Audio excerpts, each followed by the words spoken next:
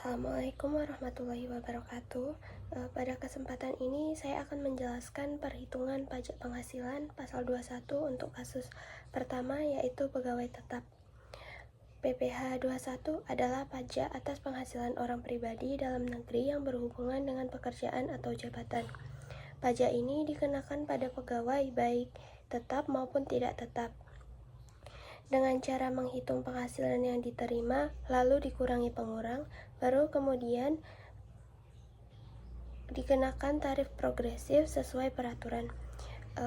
Mari kita lihat perhitungan untuk pegawai tetap yang ada pada soal, yaitu Andi dan Budi. Penjelasan untuk Andi. Pertama, kita hitung untuk Andi yang berstatus kawin dengan 2 orang tanggungan. Penghasilan bruto per bulan Andi terdiri dari gaji pokok sebesar 8 juta rupiah, tunjangan tetap 2 juta, tunjangan JHT sebesar 296.000, dan tunjangan JKK sebesar 40.000.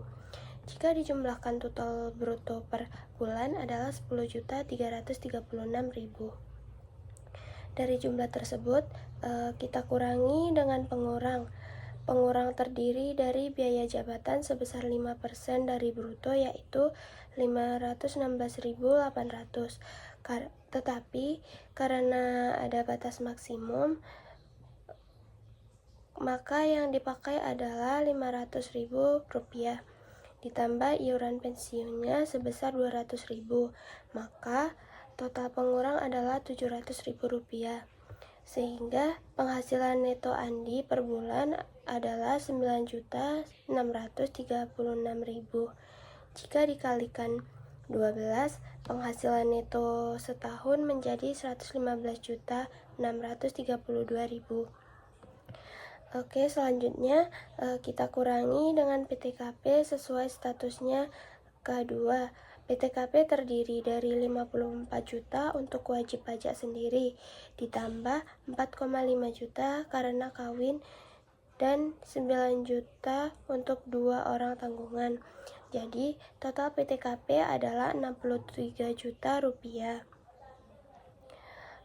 Dikurangi dari neto setahun, maka diperoleh PKP atau penghasilan kena pajak sebesar 52.632.000.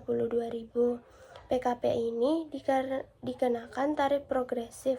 Lapisan pertama 50 juta, kena 5%, yaitu 2,5 juta, dan sisanya 2.632.000 kena 15%, yaitu 394.800, sehingga total pajak yang harus dibayar Andi dalam setahun adalah 2.894.800 atau sekitar 241.000 per bulan. Selanjutnya kita hitung untuk Budi yang berstatus tidak kawin tanpa tanggungan atau TK0. Penghasilan bruto per bulan Budi adalah gaji pokok 10 juta rupiah, ditambah tunjangan JHT-nya 370.000 dan tunjangan JKK-nya 50.000.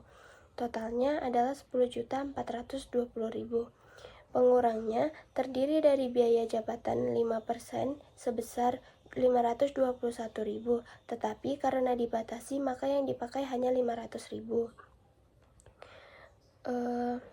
Ditambah iuran pensiunnya 250.000, jadi total pengurang adalah 750.000 rupiah. Maka penghasilan neto per bulan Budi adalah 9.670.000.